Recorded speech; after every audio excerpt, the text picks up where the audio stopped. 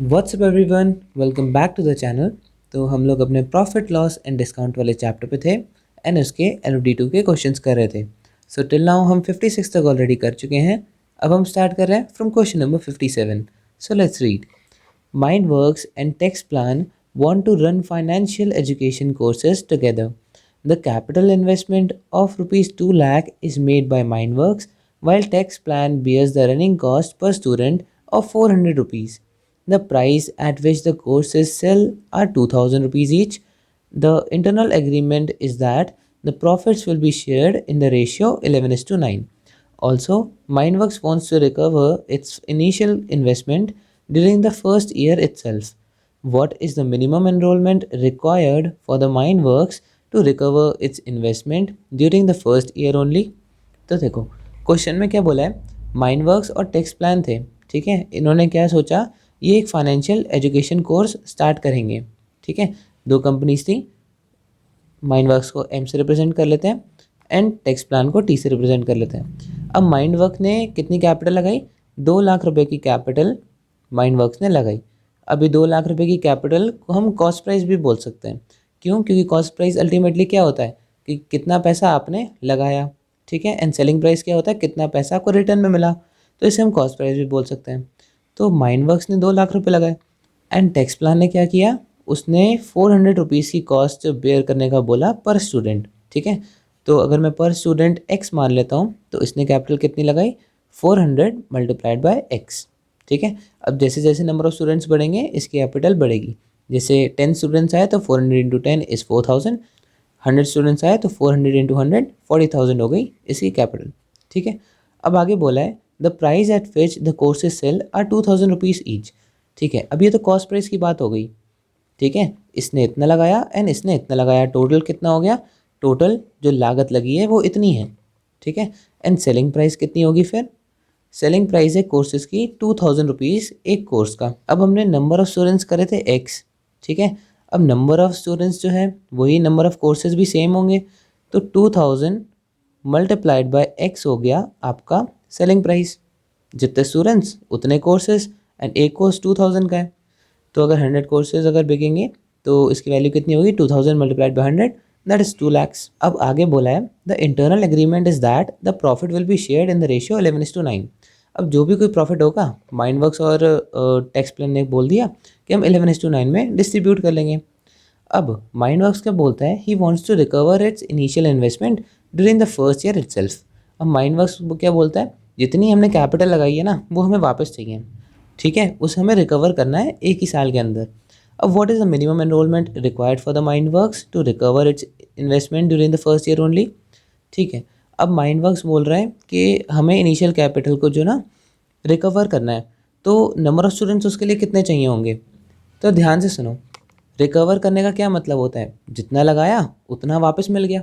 Correct, मतलब cost price और selling price को इक्वल होना पड़ेगा, तभी तो वो रिकवर होगी इन्वेस्टमेंट। तो ये जो सिचुएशन है ना वो actually no profit and no loss की सिचुएशन है, नो लॉस, जिसे हम ब्रेक इवन पॉइंट भी बोलते हैं। तो हम इक्वेशन बना सकते हैं कि cost price is equal to selling price जब होगा तभी इन कैपिटल जो है वो रिकवर हो जाएगी, जितना लगाया उतना वापस मिल गया। तो हम इसको इक्वल करते हैं। तो कॉस्ट प्राइस लगाया कितना था, 2 लाख लगाया था माइंडवर्क्स ने, plus 400 multiplied by number of students, मतलब x हमने मान लिया था, इतना लगाया t ने, एंड सेलिंग प्राइस कितनी होगी, 2000 multiplied by x। Okay, so 2 lakhs यहाँ पर आया, इक्वल्स टू 400 माइनस होगा, ये हो गया 1600x, एंड x की वैल्यू आ गई 2 lakhs divided by 1600। Okay, so 4 times 4, 4 times 500 and 4 times 125। तो x क्या है, 125।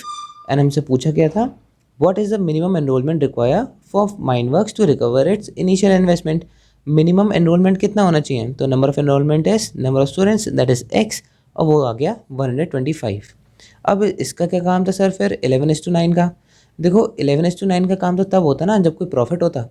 भाई ये तो नो प्रॉफिट नो लॉस वाली सिचुएशन है, cost price and selling price equal हो गई। अगर सेलिंग प्राइस थोड़ी बड़ी होती तो गेन होता, सेलिंग प्राइस थोड़ी कम होती कॉस्ट प्राइस से तो लॉस होता। तो वो डिवाइड होता है 11:9 में। अब यहाँ तो ना तो प्रॉफिट एंड लॉस है, ज़ीरो है, तो ज़ीरो को थोड़ी डिवाइड करेंगे, तो उससे कोई मतलब ही नहीं है। सो 125 is your answer. Now question number 58. A shop sells garments all marked at the same price. However, there is a special scheme this Diwali where they offer the fourth garment for 100 rupees if you buy 3 garments. Abdullah uses the scheme to the maximum benefit and ends up purchasing 20 garments for 14,000 rupees. What is the marked price of each garment? Okay तो देखो ये भी बहुत easy question है। क्या बोला है, एक शॉप है, ठीक है, जो कि गारमेंट्स बेचती है सब सेम प्राइस पे। ये नहीं कि ये वाला दूसरे प्राइस में है, ये वाला दूसरे प्राइस में है, सारे गारमेंट्स का प्राइस एक ही है। अब बोला है दिवाली का टाइम था, दिवाली पे इन्होंने स्पेशल स्कीम चलाई। क्या बोला कि फोर्थ गारमेंट जो है वो आपको 100 रुपीज़ का पड़ जाएगा अगर आप 3 गारमेंट्स खरीदते हो, ठीक है। एंड अब्दुल्ला ने क्या करा, स्कीम का फ़ायदा उठाया। उसने क्या करा, उसने 20 गारमेंट्स खरीद लिए 14,000 रुपये में। तो बताओ उसकी मार्क प्राइस कितनी थी गारमेंट्स की। तो देखो यहाँ पे मैं मार्क प्राइस मान लेता हूँ गारमेंट्स की, एक गारमेंट की थी वो है एक्स रुपीज़, ठीक है। अब स्कीम क्या थी, अगर वो 3 गारमेंट्स खरीदेगा तो उसे चौथा गारमेंट जो है वो 100 रुपीज़ का पड़ जाएगा, करेक्ट। तो उसने जब 3 गारमेंट्स खरीदे तो एक की प्राइस है एक्स, तो 3 गारमेंट्स की प्राइस कितनी हुई 3x, करेक्ट। एंड चौथा गारमेंट कितने का पड़ा उसे 100 रुपीज़ का, तो 4 गारमेंट्स की प्राइस कितनी हुई 3x + 100। 3 गारमेंट्स की प्राइस 3x हो गई, चौथे वाले की 100 रुपये हो गए, है ना। तो देखो उसने जब 4 गारमेंट्स खरीदे तो उसको इतने के पड़े, करेक्ट। तो जब वो 20 गारमेंट्स खरीदेगा तो कितने का होगा, सिंपल यूनिटरी मेथड लगा दो, ये इतना तो वो कितना 3x अब + 100 डिवाइडेड बाय 4 × 20, है ना। तो 20 गारमेंट्स कितने के पड़े 4 × 5, एंड इसे सॉल्व नहीं करते हैं, इसे ऐसे ही रखते हैं। तो 3x + 100 × 5 के आपको पड़े, लेकिन क्वेश्चन के हिसाब से उसे 20 गारमेंट्स जो हैं वो 14,000 के पड़े। तो क्या मैं इन्हें इक्वेट कर सकता हूँ, बिल्कुल कर सकता हूँ। मैं 3x + 100 × 5 = 14,000 कर लेता हूँ, ठीक है। अब 5 को इससे डिवाइड कर लो, 5 × 2 5 × 8 एंड 00। सो 3x की वैल्यू आ गई 2700 एंड x आपका आ गया 3 से डिवाइड करने पर 900। एंड हमसे यही पूछा था what is the mark price of each garment, तो मार्क प्राइस कितनी है x एंड x की वैल्यू आ गई 900 रुपीज़।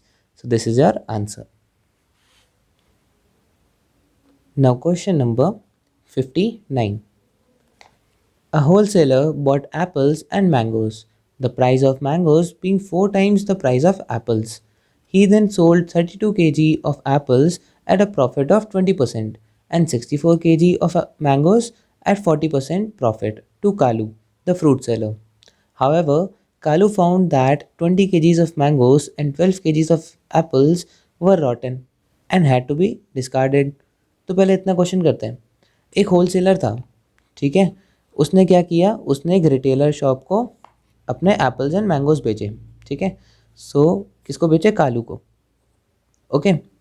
तो यहाँ पे शुरुआत में बोला है the price of mango being 4 times the price of apples, ठीक है। तो मैं एक एप्पल की प्राइस को मान लेता हूँ ₹, ठीक है। एंड यहाँ पर चलो मैं ऐसे लिख लेता हूँ, एप्पल्स की बात कर रहे हैं एंड यहाँ पे हम मैंगोज़ की बात कर रहे हैं, ठीक है। एक एप्पल की कॉस्ट प्राइस में मान लेता हूँ वो है ₹n, ओके। एंड यहाँ पे कॉस्ट प्राइस मान लेता हूँ 4 × n क्योंकि 4 टाइम्स है। एंड हाँ यहाँ पे ध्यान रखना कॉस्ट प्राइस ये हम होलसेलर की बात कर रहे हैं, ठीक है। अब आगे फिर वो बेचेगा।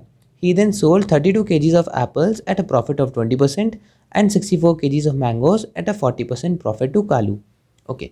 तो अब उसने प्रॉफिट कितना कितना कमाया, प्रॉफिट है एप्पल्स पे कितना है 20%, okay. So selling price Apple की कितनी हो गई, जैसे कॉस्ट प्राइस है n, प्रॉफिट है 20%, तो सेलिंग प्राइस कितनी हो गई 120%, है ना। 100 से ऐड कर देते हैं तो सेलिंग प्राइस आ जाती है। सो 120% of n, that is selling price हो गई 1.2 n, ओके। अब ये सेलिंग प्राइस किसकी है, होलसेलर की है।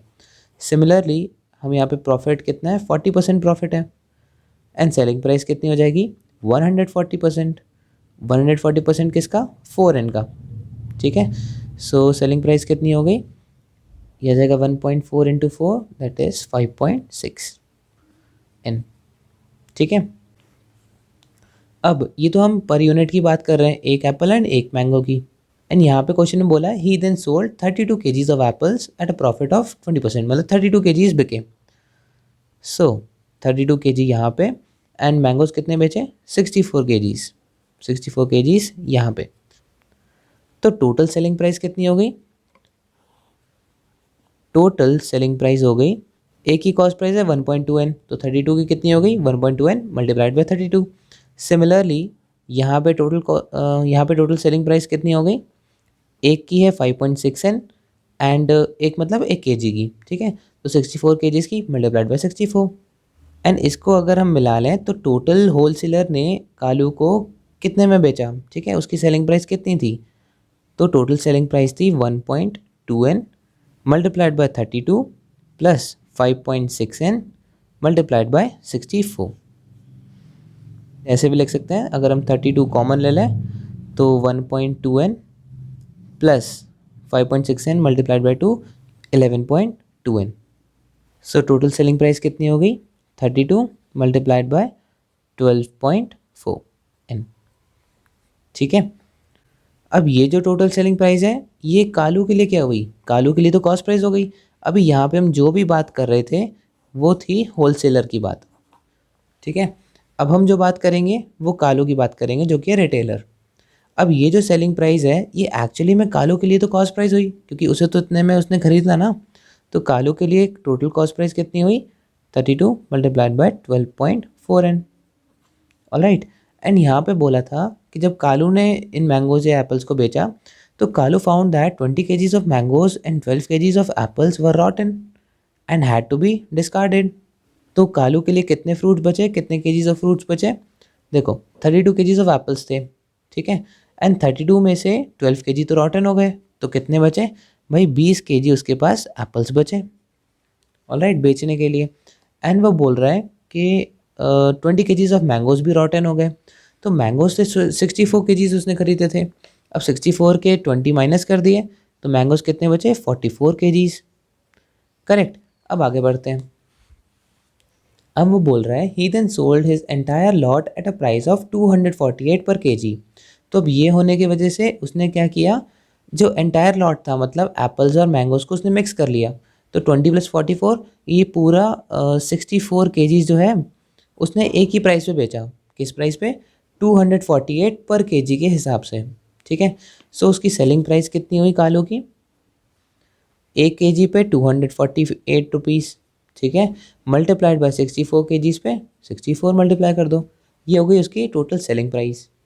अब वो बोल रहा है कि ऐसा करने पर उसे गेन कितना हुआ 25% का ओवरऑल उसे गेन हुआ।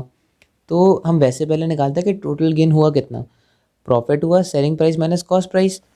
सो 248 मल्टीप्लाइड बाय 64 15,872 ये हो गई selling price minus 32 multiplied by 12.4 is 396.8n हो गया आपका कॉस्ट प्राइस, ठीक है।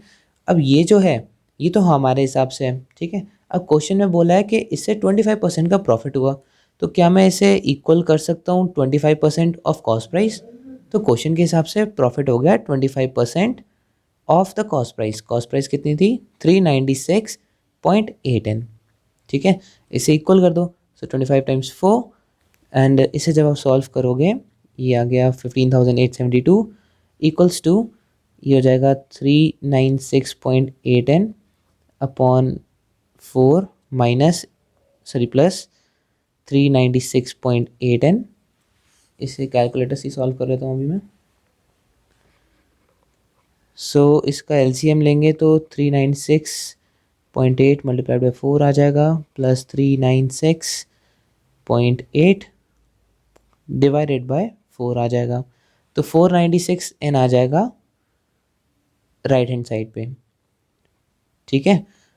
एंड अगर हम n की वैल्यू निकालेंगे तो 15,872 में से डिवाइड हो जाएगा 496, तो आपका आंसर आ जाएगा 32। एंड हमसे पूछा क्या था at what price in rupees per kg did the wholesaler buy the mangoes. उसने मैंगोज कितने में खरीदे? तो देखो, होलसेलर ने एप्पल्स तो n में खरीदे थे, लेकिन मैंगोज 4n में खरीदे थे। ठीक है, सो 4 इंटू एन आ गए आपकी मैंगोज की कॉस्ट प्राइस। सो 4n मतलब 4 into 32, that is 4 3 12 and 4 2 8, 128 is your answer. So that is it for the video. I hope आपके समझ में आया होगा। कोई भी प्रॉब्लम हो तो उसे कमेंट सेक्शन में मेंशन कर देना। एंड अगर वीडियो अच्छी लगी so do not forget to like, share and subscribe to our channel. And thank you so much for watching.